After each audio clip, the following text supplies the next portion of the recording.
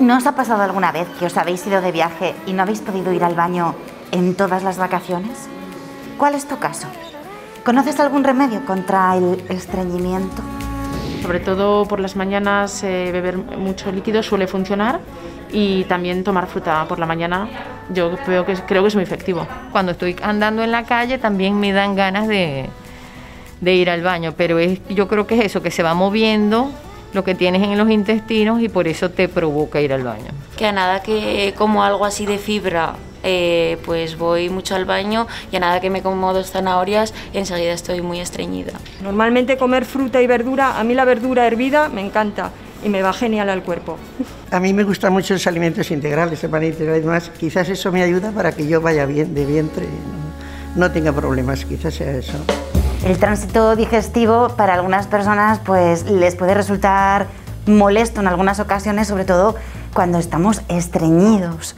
¿Y esto por qué puede pasar? Pues imagino que hay muchísimas razones, pero lo primero que querría saber, doctor, es qué es el estreñimiento y cómo puede explicarse. Es un frecuente problema digestivo y realmente es la sensación de incomodidad o evacuación insatisfactoria del paciente. Técnicamente sería un poco un ritmo intestinal en el que el paciente va menos de 3 veces por semana al baño a hacer su evacuación.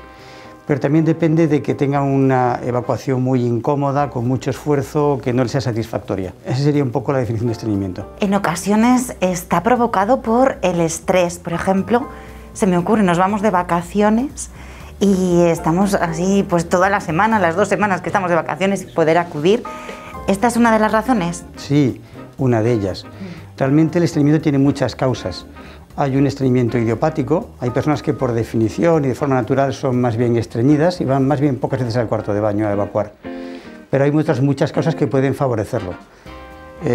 La vida sedentaria, la poca actividad física, cierto tipo de alimentos con poco residuo, algunos medicamentos, todo ello contribuye a que uno vaya un poquito peor. Un viaje, por ejemplo, es una causa frecuente de estreñimiento. Es muy frecuente que una persona, cuando no va a su baño habitual, se sienta más incómoda y de alguna forma inhiba ese reflejo. ¿Y cómo podemos hacer para evitar ese estreñimiento y que no nos llegue a causar verdaderos problemas de salud, ¿no? Quizás la solución más fácil y en la que más pacientes fallan es en la poca agua que beben. Es muy frecuente que los pacientes se nos quejen de estreñimiento y al final refieren que beben muy poquito líquido. El beber líquido es una ayuda muy importante porque hidrata el contenido intestinal y favorece unas heces más blandas. Pero luego la actividad física, el moverse, el caminar es tremendamente importante. Y una dieta con residuos, por ejemplo pan integral o algunos alimentos tipo legumbres, pueden ayudar a que uno vaya un poquito más eficazmente al baño. Y a veces sucede lo contrario, igual también es por nuestra propia naturaleza, ¿no? O estrés también. También. Las emociones tienen mucho que ver con todos los problemas digestivos y el aparato digestivo, ¿no? Eso es. Estamos muy mediatizados por nuestro entorno y todo lo que nos rodea, la actividad, el estrés, las preocupaciones, afectan mucho a nuestro tubo digestivo. Si estamos relajados, tranquilos, cosa que pocas veces podemos estar en esta vida actual, solemos ir mejor de vientre.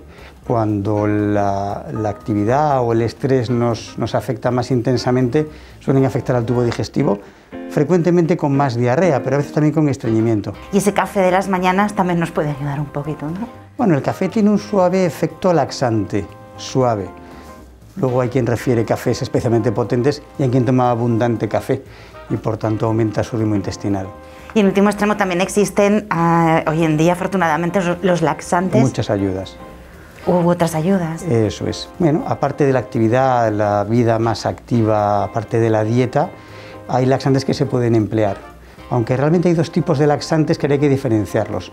Unos actúan sobre el propio contenido intestinal, son más sanos, no crean hábito y se pueden usar durante muchos años. Y luego hay laxantes que muchos pacientes prefieren porque actúan sobre el movimiento intestinal, pero de alguna forma crean un cierto hábito que no es sano. Es siempre mejor los laxantes que se llaman de masa o que ablandan, digamos, el contenido de las heces.